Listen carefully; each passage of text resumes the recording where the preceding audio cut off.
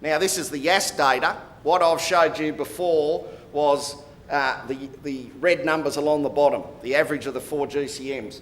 If you just look at the bright blue ones, they're the individual GCMs. So the 4, we use 1 out of Germany, 2 out of the US and 1 out of the UK.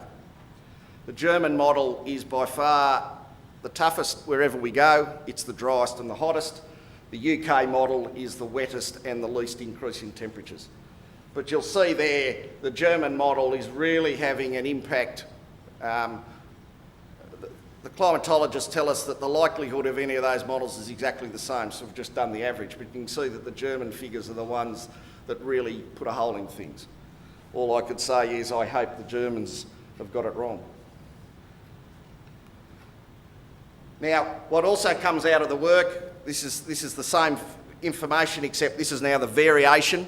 So there's 30 years of data in each one of those boxes. The box has 15 years and the whiskers have the other 25% of years. The variation between the future and the past hasn't varied much, and that's most likely because we ended up removing that by using our ground cover rule. Using our constant ground cover rule has meant that we've taken away variation.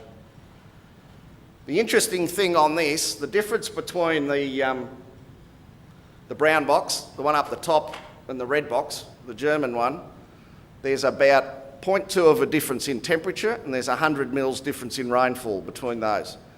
So the UK model, 670 mils of rain, the German model, 570 mils of rain for YAS and a 0.2 of a difference in temperature, but a bloody large difference in impact on profit.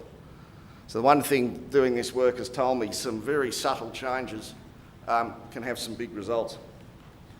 But let's move forward. What can we do about it? One thing, in that initial impact work, we kept the same genetics of animals constant right through. In this case, what we've done, I've just said, what if we ensure that genetic progress occurs in the sheep, these wool sheep, between now, this was 2011 and 2030. So we improve fleece weight by 1% a year and we decrease fibre diameter by 1/4%. Now that is easily achievable in the industry. There is nothing radical about that. And if we do that, we end up with a situation that the average before was 135 and now it's gone to 197, and historically we were 228. So we've gone a fair way about clawing back some of that loss due to running less stock by doing something we're already doing. It's just highlighting the importance of why we should be doing it. Here are some other adaptations that have been done at YAS. So the way you read it, the base period's 100%.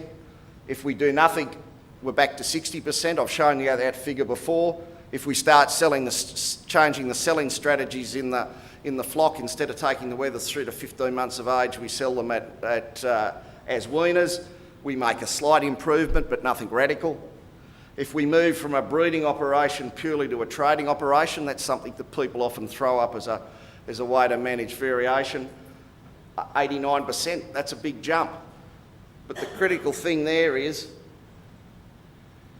if you're only down 10% of numbers, so you're only able to buy 90% of the numbers you were going to put on the place instead of 100%, that takes the figure from 89 back to 65. So trading would be good, but it is very, very sensitive that you can buy the numbers you need every year, and with declining flock structure, I question how you do that.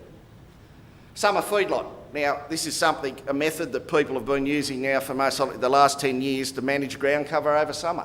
Instead of having them across on the paddock, we'll remove them off the bulk of the paddocks, run them in a confined area and feed them while we've got an issue of ground cover on the farm. So putting that into practice, now in this figure we've accounted for the cost of feeding the animals in that feedlot in the years you need to do it, but we have not costed any extra labour, and that makes an improvement from 60 up to 71. We've talked about the genetics, and if we put the genetics and the feedlots together, we've got a percentage figure over 100, which is what we've been striving for. And all we've done there is applied 2 pieces of technology that producers are already familiar with. We've tried a lot of other things, and that will come out in the details. I think another important thing on the adaptations is to help producers realise there are some things that if they do, it's not going to help them one little bit, and don't go wasting money and time down that track.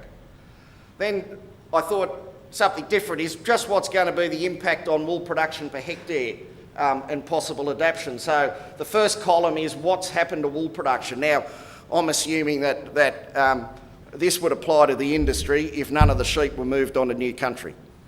But having heard some of the things in the grains yesterday, a lot of cropping countries had facilities for running livestock removed. So how much country can sheep go back onto? So what you see there again, a reduction in the amount of wool produced, and that's principally coming because of reduction in stocking rate. There's in fact been an increase in production per head. Now, if we just put together some of the adaptations that I've talked about, and you can see them in the final column, whether it's genetics in a summer feedlot or whether it's genetics by itself, we can very quickly get wool production back to the levels it was already using the same adaptations, which will help get profit back. So my view looking ahead is that, you know, the potential for the volume of wool being produced is not a major issue. But qualifications of the work. Changing soil types will change the figures. The majority of soil types, it won't make much difference, but there will be the odd soil type which will cause a radical change in the numbers, either better or worse. And that's really driven to the ability of the soil either to hold a lot of water or not hold water. That's what causes the change. I made the comment we haven't made any allowances for prices to increase at a more rapid rate than costs, and some people are suggesting that's going to occur. That'll offset some of the impact. But the most critical thing is this is the first attempt at doing work like this. The GCM data we used when we started was data that would have been worked. The science was really applicable to the early 2000s. The data was released into the world scenario in about 2005. The next round of GCM data is just being released now, and I think it's absolutely critical that what we've done is checked against the next round of GCM data, because if we're not, we're kidding ourselves. There are issues with the GCM data. There's issues how you go from a GCM down to daily weather data, the downscaling. That's an area of vigorous debate in Australia at present. What I've talked about today is the foundation for some work. There needs to be, I reckon, another good 18 months road testing it, getting the robustness in it, and then we most likely are going to be in a far better position to talk about what are the size of the impacts, what we can do about it with more confidence. Thank you.